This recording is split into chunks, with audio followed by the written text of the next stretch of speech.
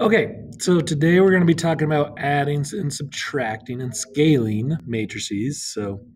Pretty much one of the easier things you could probably do this year. But basically, to add or subtract a matrix, dimensions must be the same. Must be the same. If they're not the same, so not the same, that equals undefined. Okay, so again, the dimensions have to be the same. And it's really kind of, you know, how we talked about how when matrices are equal to each other, that means the corresponding elements are equal to each other. Well, when you add or subtract, you basically just add the corresponding element. So, for example, like on number 2 here, since we're adding these two matrices together, you would have 5 plus 2 would become your first element because it's the first row, first column on both of those matrices. Okay, that would become your first element in your new matrix. -2 plus -1 would be the next element, and then -2 plus 4 would be the next one, and then -6 plus 0. Okay, and that's all going to equal 5 plus 2 is 7, -3, 2, and -6. And that's your new matrix after you add and subtract. Not too tough, right? Pretty easy. Same idea when you subtract, so it doesn't really change anything. It would just be like 2 minus 5 is -3. -4 minus a -3. Again, -4 minus a negative. When you minus a negative, you end up adding, right? So it'd be plus 3, so that'd be -1. 3 minus -5 would be like adding 5, so that'd be 8. And -5 minus -4 would be like adding 4, so that'd also be -1. And that'd be your new matrix. Not too tough, right?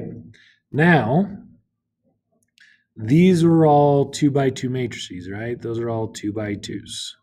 Here we have a 4 by 1 and a 3 by 1. These dimensions are not the same. And the reason why that doesn't work is this -2 right here has nothing to add with, right?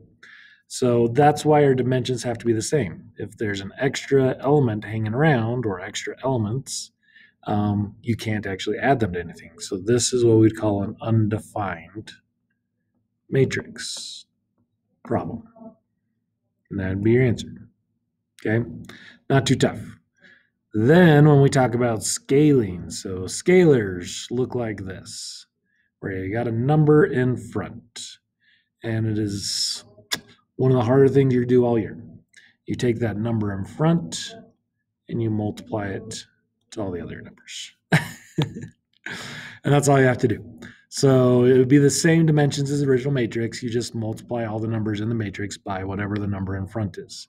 So like this matrix, you'd have -2 times 0 is still 0. -2 times -1 would become +2. Oops, I don't know why I put a negative again. It'd become +2. And then -2 times 6 would be -12. And -2 times -5 would be +10. And that would be your matrix. Just multiplying, right? Okay. There is one other thing I wanted to show you guys. So, and this was probably be more work to use today. I don't know if you actually really want to use it or not. But there is a matrix calculator that you can use. So there's a link to it on Canvas, but it's just desmos.com/matrix. Okay. So if I want to make a new matrix, and I'm just going to make some stuff up here. So there's the title for it's right here. I can change the name, or I can add new matrices and stuff like that. So back on matrix 1, let's just do 1, 2, 3, 4. And then for matrix 5 or B, let's do 5, 6, 7, 8. Okay, so then if I want to go back and if I want to do like A plus B, it'll do the work for me. 1 plus 5 is 6, 2 plus 6 is 8, 3 plus 7 is 10, 4 plus 8 is 12. Okay, does that work for me? Also, if I wanted to do, let's clear this. Let's say I want to do 5 times 8. It'll do the scalar for me as well. If I want to do 5a and then plus b, it can scale it and add them together. So this will do all the math for you. You just have to put the matrix in, and you can add rows and columns and get really up to 6 by 6, which is more than you will see. But matrix calculators there. If you want to use it, I mean, that's fine. It's kind of a really easy assignment already, but you know, you're going to be able to use this later anyway, so why not? Is there anything else I need to go over on the assignment? These are just all the things. Finding the error. I think you guys, oh, this is a good one. So this one was a minus 3 became this. So you want to figure out what a was equal to. So basically you're going backwards. You're trying to figure out what x minus 3 is equal to negative 2. So you could think of them all as like solving for the variable, or you could just think of what would you subtract 3 from that would equal negative 2? Well, it would be 1, right? And again, I can think of it like this, like x minus 3 equals negative 2. You'd add 3, and x is going to equal 1. Okay? If you want to do that in your head, which you guys being honors, you probably can do it all in your head, but like 9.